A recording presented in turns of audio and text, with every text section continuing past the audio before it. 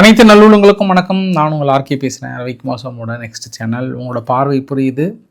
நேற்று என்ன ஆச்சு? நேற்று ஒரு 12 மணிக்கு போகிறேன்னு சொன்னேன். சரி, ஓகே. 3 மணி, 9 மணி, கடைசியில் ஒரு நாளே ஆச்சு. இதுதான் உன்னுடைய பஞ்சுவாலிட்டியா? இல்லை நான் கேட்குறேன், இதுதான் உன்னுடைய பஞ்சுவாலிட்டியா அப்படின்னு உங்கள் மனசுக்குள்ளே தோணுதில்லை?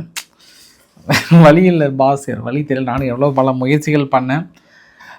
வீடியோ எடுத்து வச்ச வீடியோவை எடிட் பண்ணி உங்களுக்கு போடாமல் விட்டுட்டேன். அதனால் அந்த வீடியோ விட்டு ஃப்ரெஷ்ஷாக புதுசாக அப்படியே சுட சுட உங்களுக்கு தகவல்கள் அளிக்கிறேன். மேபி இந்த தகவல்கள் உங்கள் காதுக்கு ரீச் ஆகும்போது சில தகவல்கள் உங்கள் காதை சுடுவதற்கு கூட வாய்ப்புகள் இருக்குது. அந்தளவுக்கு ரொம்ப சூடான தகவல் தான். அதுவும் அதிகாலை உங்களுக்கு 8 மணின்றது உனக்கு அதிகாலையா அப்படின்னு நினச்சிடாதீங்க. 8 மணிக்கு ரீச் ஆகும் இந்த தகவல். அங்கே ஈரான் விவகாரத்தை பற்றி பேச போகிறோம். அப்புறம் உக்ரைன் கொடுத்த தகவல், அப்புறம் ஆப்கானிஸ்தான் பற்றி, அப்புறம் வடகொரியாவை பற்றி எல்லா தகவல்களும் ஒருங்கிணைந்த ஒரு தகவலாக அற்புதமான தகவலை பார்த்து விடலாம். வாங்க நண்பர்களே, ஃபஸ்ட்டு துருக்கிக்கிட்ட போயிட்டு கொஞ்சம் பேச்சுவார்த்தை நடத்திட்டு அதுக்கப்புறம் ஈரான் கிட்ட போயிட்டு அங்கேருந்து நமது பயணம் அப்படி இல்லையே கடைசியாக வந்து இந்தியாவில் முடிச்சிடலாம்.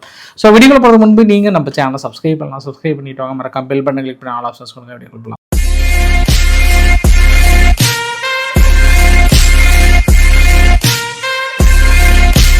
இன்னைக்கு எகிப்தோட பிரசிடெண்ட் அல்சிசி அவர்கள் ஒரு மாபெரும் கூட்டத்தில் கலந்துக்கிட்டார்.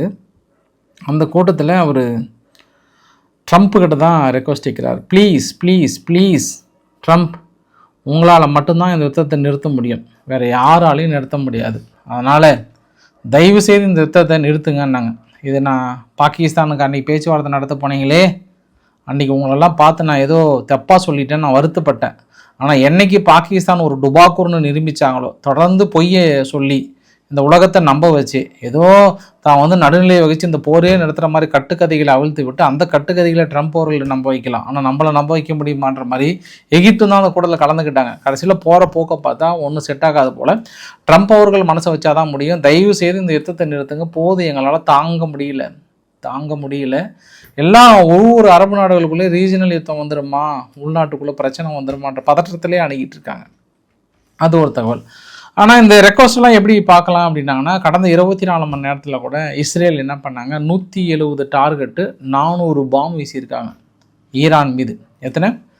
24 மணி நேரத்தில் 170 டார்கெட்டு 400 பாம் அடிச்சிருக்காங்க. நிறைய அவங்களோட manufacturing sectors, petrochemical, water plant, இது மாதிரி பகுதிகளை வந்து அடித்திருக்காங்க. குறிப்பாக அவங்க பெரும்பாலும் பயன்படுத்திய நிலைகள், இப்போ அமெரிக்காவாக இருந்தால் ஆல்மோஸ்ட் அவங்க சவுதி அரேபியாவுடைய நிலைகளே பயன்படுத்துகிறாங்கன்ற மாதிரி ஃபைனலாக கேள்விப்பட்டேன். அதான் கொடுத்துருக்காங்க அவங்களும். இஸ்ரேல் தனது 3 நிலைகளை பயன்படுத்துகிறாங்க. ஓவிடா ஏர்பேஸ், நெவியத்தம் ஏர்பேஸ், அப்புறம் வந்து ரமாத் டேவிட் ஏர்பேஸ். இந்த 3லேருந்து பார்த்துறாங்க, யூஸ் பண்ணுறாங்க. அப்புறம் வந்து சால்ட்டி ஏர்பேஸ், இதிலேருந்து தான் பெரும்பாலும் இப்போ தாக்கல் நிகழ்த்திருக்காங்கன்ற மாதிரி சொல்கிறாங்க. இவங்க கரோனிலா லீவிட் அவங்க வேறு டெய்லி இந்த டைலாக்காக சொல்கிறாங்க. நம்மளுக்கே டென்ஷன் ஆகுது பாஸ், இதை சொல்லலாமா சொல்லக்கூடாதான்னு எனக்கும் தெரியல. இருந்தாலும் இவ்வளோ சொல்ல வந்துட்டேன், அப்புறம் நீங்கள் கோச்சிப்பீங்க. 70% மிசைல்ஸ், ட்ரோனு, நேவல் ப்ரொடக்ஷன் முடிச்சிட்டோம். அவங்க ஜேடி வேன்ஸ் துணை அதிபர், அவங்க பக்கம் 80% அவங்க இராணுவ மிசைல்ஸ் இல்லை, நேவல் இல்லை, கப்பல் இல்லை. அந்த பக்கம் எல்லாருமே இதே டைலாக சொல்லிருந்தீங்கன்னா அமெரிக்காவுக்கும் சரி இஸ்ரேலுக்கும் சரி. இன்றைக்கி இந்த வரைபடத்தை பார்த்தீங்கன்னா ஒரே சமயத்தில் கடந்த 24 மணி நேரத்தில் ஆல்மோஸ்ட் அவங்க 120 மேலே டார்கெட்டை எய்ம் பண்ணாங்க. அதில் 27க்கு மேலே டைரெக்டாகவே சக்ஸஸ் பண்ணாங்க. அங்கே இஸ்ரேலில் இருக்கக்கூடிய பவர் பிளான்ட் பக்கத்தில் அடிச்சிருக்காங்க, அப்புறம் பெட்ரோ கெமிக்கல் அடிச்சிருக்காங்க, எய்ஃபா ஆயில் ரிஃபைனரி அடிச்சிருக்காங்க, பஹ்ரைனில் இருக்கக்கூடிய யூஎஸ் பேஸ் அடிச்சிருக்காங்க, சவுதி அரேபியா, குவைத், யுஏஇ, அது குவைத்தில் ஒரு வாட்டர் பிளான்ட்டை வேறு அடிச்சிருக்காங்க. குவைத்தில் இருக்கிற வாட்டர் பிளான்ட்டை அடிச்சுட்டு இது வேறு சொல்கிறாங்க, அதை நாங்கள் அடிக்கலை, இஸ்ரேலினுடைய ஃபால்ஸ் ஃப்ளாக் வேறு சொல்கிறாங்க. அது எனக்கு நம்புற மாதிரி இல்லை. இஸ்ரேலினுடைய ஃபால்ஸ் ஃப்ளாகோட ட்ரோன் இந்த பக்கம் வரும், நீங்கள் ஈரான் பக்கம் இருந்து அடிக்கிறீங்க. அடிக்கிறதெல்லாம் அடிச்சுட்டு ஏதோ குவைத்து மேலே நாங்கள் அடிக்காத மாதிரியே ஒரு கதையை விடுறீங்க பாரு ஈரான். அதுதான் நம்மளால் முடியலை. அதை அவங்க நம்பிப்பாங்க. குவைத்தாக இருக்கட்டும், மற்ற அரபு நாடுகளாக இருக்கட்டும், பங்காளிங்க தானே, ஒன்றும் பிரச்சனை இல்லை. பங்காளிங்களுக்குள்ளே சண்டை வரும், நாளைக்கு எவ்வளோ பாதிப்புனாலும் சரி பண்ணிப்பாங்க. அதனால் அவங்க நம்புறதுக்கு வாய்ப்புகள் இருக்குது. பட் இருந்தாலும் இந்த இடத்துல ஐஆர்ஜிசி நாங்கள் நடத்தலை, அது வந்து ஜியோனிஸ்னுடைய ஃபால்ஸ் ஃப்ளாக் அப்படின்றாங்க. அந்த ஃபால்ஸ் ஃப்ளாக்லாம் இல்லை. பட் இதில் எனக்கு ஈரான் பொய் சொல்கிறாங்கன்னு எனக்கு தோணுது. அவங்க குவைத்து வந்து ஈரான் அடிக்கலை நீங்கள் நினைக்கிறீங்களா? இல்லை அந்த டீசாலினேஷன் பிளான்ட்டை வந்து நீங்கள் நேற்று கூட ஐஆர்ஜிசியில் ஒரு வசனம் சொல்கிறீங்க, எப்போ நீங்கள் எங்களோட டீசாலினேஷன் பிளான்ட்டை அடிச்சிங்களோ அப்பயே நான் கண்டிப்பாக அரபு நாடுகளில் இருக்கக்கூடிய அத்தனை டீசாலினேஷன் பிளான்ட்டை அடிப்பீங்க நீ சொன்னீங்களா இல்லையா? அப்படியே நீங்கள் என்ன பண்ணியிருப்பீங்க? இல்லைப்பா குவைத், நாங்களாம் அடிக்க விருப்பம் இல்லை, நாங்கள் அடிக்க மாட்டோம், நீங்கள் அன்றைக்கி சொல்லியிருந்தீங்கன்னா பரவாயில்ல, எல்லாம் நீங்கள் மிரட்டுறீங்களா இல்லையா? அங்கே இருக்கக்கூடிய மக்களை வெளியேறுன்னு சொல்கிறீங்களா இல்லையா? யூனிவர்சிட்டி மீது நடத்துறீங்களா இல்லையா? கடைசியில் அடித்ததுக்கப்புறம் நாங்கள் அடிக்கல, அது வந்து ஜியோனிஸ் தான் வந்து அடித்தாங்கன்னா அது எனக்கு நம்பிக்கை இல்லை. என்னையோ நம்மளாதான் சோறுன்றவங்களுக்கு நம்பிக்கலாம். இந்தியா இன்றைக்கி கடுமையான கண்டனம் தெரிவித்திருக்கிறது இஸ்ரேலுக்கு. ஐநாவுடைய பீஸ் கீக்கிங் இருக்கக்கூடிய நபர் இந்தோனேசியா சேர்ந்த நபர் இன்னைக்கு காலையிலே சீனா கண்டனத்தை தெரிவிச்சிட்டாங்க. சீனா இது நாட் குட், யாரை கேட்டு நீங்கள் இது மாதிரி பண்ணீங்க அப்படின்னு சொல்லிட்டு சீனா வந்து இஸ்ரேலுக்கு கண்டனம் தெரிவித்தாங்க. இன்றைக்கி இந்தியாவும் சேர்ந்து கண்டனம் தெரிவித்திருக்கிறாங்க. அங்கே மெஹராபாத்னு சொல்லிட்டு அங்கே காஸ்பியன் சி மேலே, அதாவது துர்க்மெனிஸ்தான், அசர்பைஜான் அந்த பகுதியெலாம் இருக்கு இல்லையா, மேலே அந்த சைடில் ஒரு விமான நிலையம் ஒன்று இருக்குது. அந்த இடத்துல குறிப்பாக ஒரு விமானம் இப்போ ஏப்ரல் 1 ஒரு 11 டன் மனிதாபிமான அடிப்படையில் இருக்கக்கூடிய உதவிகளை கலெக்ட் பண்ணுறதுக்காக ஈரானுடைய ஏர்லைன் வந்து கிளம்பி வர வேண்டியதான். கரெக்டாக கிளம்புற சமயத்தில் அடிச்சிட்டாங்க அந்த விமான நிலையத்தை. அங்கேருந்து இந்தியாவுக்கு வர முடியாத ஒரு சூழ்நிலை அப்படின்ற மாதிரி வந்து சொல்கிறாங்க. ஸோ தொடர்ந்து ஈரானுக்குள்ளார எந்த விமான நிலையத்தையும் பயன்படுத்த முடியாத சூழ்நிலையை தாக்குதல் நிகழ்த்தி கொண்டிருக்கிறது. அமெரிக்கா இந்த குர்தீஸினுடைய இன்வேஷன் பிளான், அதாவது ஈரானுக்குள் நுழைந்து தாக்கல் நடத்துறது முழுக்க அந்த பிளான் லீக் ஆனதுனால ரொம்ப அப்செட்டில் இருக்காங்களாம், பெரிய அப்செட்டில் இருக்கிறாங்களாம். அதனால தான் இப்போ எந்த தாக்கல் நடத்தினாலும் உடனே அப்படியே லீக் ஆகிடுதான். இப்போ பென்டகனுக்குள்ளார வந்து குசுன்னு பேசிக்கிறாங்க, இது மாதிரிப்பா நம்ம தரைப்படை அனுப்பிடலாம் அப்படின்னு பேசிக்கிட்டா, அவங்க பேசிட்டு வெளியே வந்து இப்படி ட்ரம்ப்பு பல்லு விளக்கனா நிருபர் வந்து கேட்குறாங்களாம், ஏப்பா அக்கா வச்சு தான் பேக்கரி வாங்கினாமே சொல்லுப்பா அப்படின்னு கேட்குறாங்களாம். ஏப்பா நீ வீரப்பா. இப்போ அமெரிக்காவுக்கு இதுதான் பிரச்சனையே. இப்போ யாருப்பா அந்த தகவலை கசிய விடுறது? இதுன்னு இல்லைங்க, எல்லா தகவலுமே அமெரிக்கா ஒரு திட்டத்தை திட்டுறாங்கன்னா ட்ரம்ப் அவர்கள் குசுன்னு பேசிட்டு அடுத்துட்டு வந்தாங்க நியூஸில் கேட்குறாங்களாம். அதனால தான் நிறைய ரிப்போர்ட்டர் கேள்வி கேட்கும்போது அது எப்படி நான் எல்லா தகவலையும் நீ சொல்லுன்னு எதிர்பார்க்குறேன், இவர் கிரேசி, எப்படி நீ இந்த கேள்வியெல்லாம் இந்த மாதிரி என்கிட்ட கேட்கலாம், நான் எங்கே தாக்குவேன், எந்த தீவுகளை தூக்க போகிறேன், எந்த வீரர்கள் எந்த இடத்துல அனுப்புகிறோம், எல்லா டீட்டெயிலும் கூட சொல்லணுமா அப்படின்ற மாதிரி தான் வந்து ட்ரம்ப் ஏற்கனவே வந்து கோவப்பட்டார். அதனால் இந்த குர்தீஸ் பிளான் கூட ஆக்சுவலாக யுத்தம் ஆரம்பித்த 2வது நாளே நம்ம கூட இதை பற்றி பேசியிருந்தோம். நம்ம இந்த மாதிரி பாஸ் ஒரு சாதாரண ஒரு கடைநிலையில் இருக்கக்கூடிய ஒரு ஊழியனுக்கு கூட கிடைக்கிறது என்றால் நீங்கள் என்ன ஒரு ரகசிய தகவலை தீட்டுவீங்கன்னு எனக்கு தெரியல. மேபி அதை வந்து ஈரான் ரொம்ப ஸ்ட்ராங்காக பயன்படுத்திக்கிட்டாங்க.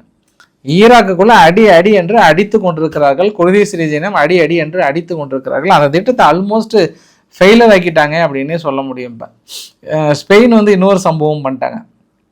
அதாவது இப்போ வான்தடுப்பு சாதனங்கள் நேட்டோ நாடுகள் இருக்கிறது 1-2 அமெரிக்கா கேட்டாங்க. ஸ்பெயின் ஏற்கனவே எங்கள் வான்பரப்பில் விமானங்களை பயன்படுத்தக்கூடாது, அமெரிக்க பேஸெல்லாம் இழுத்து மூடு கிளம்புன்னு சொன்னதுல இன்றைக்கி என்ன பண்ணிட்டாங்க, ஒரு 15 மில்லியன் PAC-2 மிசைல்ஸ், பேட்ரியாட்டிக் மிசைல்ஸை அவசரமாக உக்ரைனுக்கு கொடுக்குறாங்க. ஏன்னா சாண்டர்ஸ் என்ன நினச்சாங்கன்னா திடீர்னு நேட்டோ நாடுகள் வந்து அழுத்தம் கொடுத்து ஏதாவது ஒன்று இவங்க கொடுக்க வச்சிருவாங்களான்றதுனால அவசரமாக ஜெலன்ஸ்கி தம்பி நீ சாப்பிடுப்பா போப்பா நீ வச்சுக்கோப்பா, இல்லைன்னா இவங்க வந்து நம்ம கிட்ட பிடிங்கிறவங்க போல அப்படின்னு சாண்டர்ஸ் அவர்கள் அவசரமாக கொடுத்துருக்குறாங்க. இன்றைக்கி கூட இத்தாலியினுடைய வான்பரப்புகளை பெரும்பாலும் பயன்படுத்தியிருந்ததான் ஒரு குற்றச்சாட்டு சொல்கிறாங்க. தொடர்ந்து இந்த தாக்கல் நடத்துவதற்காக அந்த வான்பரப்பை பயன்படுத்தியிருந்தா சொல்கிறாங்க. அதே போல் ஜெலன்ஸ்கி வந்து மிடில் ஈஸ்ட்டுக்கு அற்புதமான ஐடியாவை கொடுத்துருக்கிறார். அற்புதமான ஐடியா என்னென்னா, அவங்களுடைய கப்பல்கள் போகிறதுக்கு முன்பு அவங்களுடைய நேவல் ட்ரோன் இருக்கு இல்லையா, நேவல் ட்ரோன் மூலிமா முன்னாடி யாராவது தடுத்தாங்கன்னா அடித்து பிரித்து மேய்ஞ்சி எல்லாத்தையும் துவம்சம் பண்ணிவிட்டு அதுக்கப்புறம் போகிறதுக்கான முழு ஐடியாவும் வந்து கொடுத்துட்டு வந்திருக்கிறாரா. அதையும் செயல்படுத்துறதுக்கான வாய்ப்புகள் நிறைய இருக்கான். நேவல் ட்ரோனையும் பயன்படுத்துகிற மாதிரி ஐடியாவில் இருக்கான். ஏன்னா ஐஆர்ஜிசியினுடைய போட் அது மாதிரிலாம் சின்னதாக வந்து ஏகப்பட்ட டார்ச்சர் கொடுக்குறாங்கல்ல, அதனால் 4-5 அடித்து விட்டால் பரவாயில்லன்றாங்க. பட் நிறைய கப்பல்கள் இருக்குது, அதை நீங்கள் அவங்கள மட்டும்தான் குறி வச்சு அடிப்பீங்களான்னு தெரியாது. இருந்தாலும் ரிமோட் மூலயமா இயக்கி நாங்கள் அவங்களுக்கு டஃப் கொடுக்க போகிறோம்னா சொல்லியிருக்காங்க. அதனால் ஜெலன்ஸ்கியோட ஐடியா இனி வருகின்ற வாரங்களில் பயங்கரமாக நடக்க போகுது, எஃபெக்ட் கொடுக்குன்ற மாதிரிலாம் பேசியிருக்காங்க உக்ரைன் தரப்பில் இருந்து. அப்புறம் அமெரிக்காவை பார்த்து இன்னொரு கேள்வி கூட கேட்குறாங்க. ஏன்னா நேற்று வடகொரிய அதிபர் கிம் ஜாங் அன் அவர்கள் வந்து தனது உந்து விசையை அதிகப்படுத்துவதற்கான திட எரிபொருளுக்கான என்ஜினை வந்து பயங்கரமாக சோதனை பண்ணுறாரு. கிட்டத்தட்ட 2500 கிலோ வரை வந்து சுமந்து சென்று தாக்கல் நடத்தக்கூடிய அந்த அதிவேக தாக்கும் திறனை வந்து சோதனையில் வந்து நிரூபிச்சிட்டாங்க. அடித்தா அமெரிக்கா வரைக்குமே ரீச் ஆகுன்றாங்க. இங்கே இருக்கக்கூடிய ஐஆர்ஜிசி உங்கள் பக்கமே ரீச் ஆகலை, அவங்கள போட்டு அடி என்று அடிக்கிறீர்களே. உங்களுக்கு உண்மையான வீரம் வர வேண்டும் என்றால் வடகொரியாவுக்கு உண்மைதானே வீரம் வர வேண்டும். அமெரிக்காவையே தாக்கி அழிக்கக்கூடிய ஆயுதங்களை தயாரித்து கொண்டிருக்கும் அவர்களை பார்த்து ஏன் உங்களுக்கு கோபம் வரவில்லை? அப்போ ஏமாந்த நாடுகளை பார்த்து தானே உங்களுக்கு கோபம் வருகிறதா அப்படின்னு கேட்டவொடனே இப்போ இந்த பக்கம் கோபம் வரும். அப்போ ஐஆர்ஜிசி ஏமாந்த நாடுகளா? அப்போ ஈரான் என்ன உனக்கு ஏமாந்த நாடுகளான்னு இந்த பக்கம் கோபம் வரும். ஐயா நான் சொல்லுங்க ஐயா, இதை வந்து பத்திரிகைகள் அப்படி தாங்க எழுதிட்டு இருக்காங்க. அதே போல் இங்கே சீனா வந்து 2000 வருடத்துக்கு அப்புறம், அதாவது 2020க்கு அப்புறம் முதல் முறையாக சீனாவுக்கும் வடகொரியாவுக்கும் விமானங்கள் வந்து போகிறதுக்கு நேரடி விமான சேவையை வந்து விட்டுருக்குறாங்கன்றது ஒரு கூடுதல் தகவலாக சொல்ல முடியும். நம்ம அடுத்த மிக முக்கியமான பதிவு ஆப்கானிஸ்தான், அதுக்கப்புறம் தான் நம்ம உக்ரைன். ஆப்கானிஸ்தானில் கண்ணூர் ப்ராவினன்ஸில் பாகிஸ்தான் வந்து ஒரு 3 இடத்துல அட்டாக் பண்ணியிருக்காங்க திடீர்னு. அதே போல் அங்கே பலுச்சிஸ்தான் பகுதியில் திடீர்னு அவங்க பாட்டு சர்வசாதாரணமாக வராங்க, 2 காவல் நிலையத்தை அடித்து தும்சம் பண்ணிட்டு போயிட்டுருக்காங்க. அப்புறம் வெஸ்டர்ன் பைபாஸ்ன்னு சொல்லிட்டு பலுச்சிஸ்தானில் மட்டும் கொட்டான்ற பகுதியில் கேஸ் பைப்லைன் அடித்து தும்சம் பண்ணிட்டாங்க. பாகிஸ்தான் அது இல்லாமல் என்ன பண்ணுறாங்கன்னா, இனி வாரத்துக்கு 2 நாள் லாக்டவுன் அனௌன்ஸ் பண்ணுறாங்க. சனி ஞாயிறு மட்டும் கம்ப்ளீட்டாக மக்கள் வீட்டுக்குள்ளே தான் இருக்கணும், வீட்டை விட்டே வெளியே வரக்கூடாதுன்ற மாதிரியான லாக்டவுன். ஸோ நாடு, மற்ற எல்லா நாடுமே அனௌன்ஸ் பண்ணல, பாகிஸ்தான் தான் நாடாக தனது லாக்டவுன் வந்து அனௌன்ஸ் பண்ணியிருக்கு. அடுத்து சீனா, இவனுக்கு என்ன கோபமோ என்ன தெரியல, வீட்டில் திட்டு வாங்கிட்டானா என்னன்னு தெரியல, அதுக்குன்னு இப்படியா பாஸ் சொல்லுங்கள். ஒரு புல்டோசர் எடுத்து 2 மார்க்கெட் இருக்குது பாஸ், மார்க்கெட்டை உள்ளே பூந்துட்டான் பாஸ், பூந்துட்டு 22 பேர் பக்கம் இறந்து போயிட்டாங்க பாஸ், ஈவி இறக்கமே காட்டல, அவன் பாட்டுக்கு போகிறான், இந்த பக்கம் தூக்கி எறிகிறாரு, இந்த பக்கம் அவங்க பாட்டு அந்த புல்டோசரை விட்டு ஃபுல்லாக விட்ட. இன்னும் என்ன காரணம்னு தெரியல, ஒரு வேளை மனநிலை பாதிக்கப்பட்டவனா இருந்தாலும் இந்த அளவுக்கு வண்டியை தெளிவாக ஓட்ட மாட்டான், வேறு ஏதாவது வீட்டில் பிரச்சனையா என்னன்னு தெரியல. இதே மாதிரி தான் சீனாவில் ஒரு தடவை அவங்க மனைவி கிட்ட சண்டையை போட்டு கார் வேகமாக விட்டு திடீர்னு நடுவில் கிராஸ் ஆகிறவங்களை விட்டு 12 பேர் பக்கம் இறந்து போனாங்க. என்னடான்னு உலுக்கி கேட்டால் வீட்டில் இருக்கிற சண்டைனால அப்படின்றான். இப்போ இவருக்கும் சண்டை என்னன்னு தெரியல, இருந்தாலும் மனைவி மீது இருக்கிற கோபம் இப்படியா? இல்லை சொல்லுங்கள், கோபத்தை அடக்கி கற்றுக்கோங்க. என்ன பாஸ் பாருங்கள், என்னை நல்லா உத்து பார்த்தீங்கன்னா என்ன உங்களுக்கு தெரியுதுங்களா இல்லையா? அதெல்லாம் எவ்வளோ அடக்கி வச்சுருக்கு தெரியுங்களா? அப்படி இருக்கணும், நீங்களும் கற்றுக்கணும் பாஸ், இதெல்லாம் கற்றுக்கணும் நம்ம. சரி, அடுத்து ரஷ்யா கிட்ட போயிடலாம். இப்போ வந்து அமெரிக்கா வந்து ரஷ்யாவை கூப்பிட்டு ஒரு ஆஃபர் கொடுத்துருக்காங்க. ரஷ்யா, இங்கே பார், நீ அமெரிக்கா டாலரில் பர்ச்சேஸ் பண்ணு, சீனா டாலரில் பர்ச்சேஸ் பண்ணாத. நீ அமெரிக்கா டாலரில் பர்ச்சேஸ் பண்ணுற மாதிரி இருந்தால் உங்களுக்கு நான் ஏகப்பட்ட சலுகைகள் கொடுக்குறேன், அடுத்தடுத்து தடைகளை நீக்கிறேன். என்ன சொல்கிறேன்? இதுக்கப்புறம் சீனா யுவானம் வாங்கக்கூடாதுன்றாங்க. ஏன்னா ரீசெண்டாக இல்லை, ஒரு 2 வருஷத்துக்கு முன்னாடியே அஃபீஷியலாக ரஷ்யா வந்து 2 அனௌன்ஸ்மெண்ட்டு. ஒன்று நீங்கள் ரூபிளில் பே பண்ணலாம், இல்லை சீனா யுவானில் பே பண்ணலான்ற மாதிரி சொன்னாங்க. அதனால் சீனா யுவான் நல்ல மதிப்பு வந்தது. இப்போ அதனால் இவர் என்ன சொல்கிறாரு, அவங்கள ஒழிக்கணுன்ற முடிவில் இருக்கிறாங்க. அவங்க ஏன் ஒழிக்கிறதோ இல்லையே பாஸ், முதல்ல எங்களை காப்பாற்றுக்கின்ற மாதிரி தான் இப்போ எல்லாரோட மனநிலையம். ஏன்னா இப்போ ஜெட் ஃபியூல் இருக்குல்ல, விமானங்களோட ஜெட் ஃபியூல்லாம் பாருங்கள், ஜஸ்ட் ஒரு 800 பக்கம் இருந்தது, இன்றைக்கி 1600 1800 பக்கம் போய் நிற்கிது. அதனால் பார்த்து கொஞ்சம் எல்லாத்தையும் உலகத்தை காப்பாற்றி விடுங்க பாஸ்ன்ற மாதிரி தான் எகிப்துக்கு கோரிக்கை வச்ச மாதிரி தான் நம்ம ட்ரம்ப் கிட்ட கோரிக்கை வைக்கணும். உக்ரைன் மீது நடத்தப்படுகிற தாக்குதல் குறைகிறதா என்றால், இந்த ஈரானுக்கு அப்புறம் பார்த்தோம் அப்படின்னா அதிகமான தாக்கல் நிகழ்த்தியிருக்காங்க. யார்? ரஷ்யா தரப்புல இருந்து உக்ரைன் மீது மிக கடுமையான தாக்கல் நிகழ்த்தியிருக்காங்க. அதனால தான் பின்லாந்துக்கிட்ட போயிட்டு பயங்கரமாக டிஸ்கஸ் பண்ணுறாரு ஜெலன்ஸ்கி. ஐரோப்பா நாடுகளுடன் எப்படி இணைந்து செல்வது, எப்படி ஐரோப்பா நாடுகளை வளர்த்துவது, எப்படி ஐரோப்பா நாடுகளை முன்னேற்றுவது, நேட்டோ இல்லாமல் நம்ம என்ன செய்வது, அது போன்ற பழைய திட்டங்களை தீட்டி கொண்டிருந்தோம் அப்படின்னு பின்லாந்து ஸ்டப்பை போய் சந்தித்திருக்கிறார் ஜெலன்ஸ்கி. உலகத்திலே ஒரு பிஸியான தலைவர் ஜெலன்ஸ்கி தான். இல்லை, இப்போ நாடு நாடாக சந்திக்கிறார், மிகப்பெரிய விஷயம் கூட. அப்புறம் பின்லாந்தில் போயிட்டு திடீர்னு ஒரு ரஷ்யானோட ட்ரோன் விழுந்தது இல்லையா, அது வந்து இந்த எலக்ட்ரானிக் வார்ஃபேர் மூலிமா தான் போய் விழுந்துச்சான். அது வந்து வேண்டுமென்றே போய் விழலையாம், அது வந்து தாக்கல் நடத்தலையாம் அப்படின்னு கண்டுபிடிச்சிட்டாங்க. நானும் கொஞ்சம் பக்குன்னு இருந்துச்சு 2-3 நாளாகவே. ஒருவேளை திடீர்னு நேட்டோ நாடுகள் மீது தாக்கல் நடத்தி, நேட்டோ நாடுகள் வேறு சாதாரண ஆளும் கிடையாது அவங்களாம். அப்புறம் ஆர்டிக்கல் 5ன்னு வாங்க 10ன்னு வாங்க, ரஷ்யாவை 3 நாளில் பிடிச்சிட்டு போயிடுவாங்க. அந்த மாதிரி ஆளுங்க.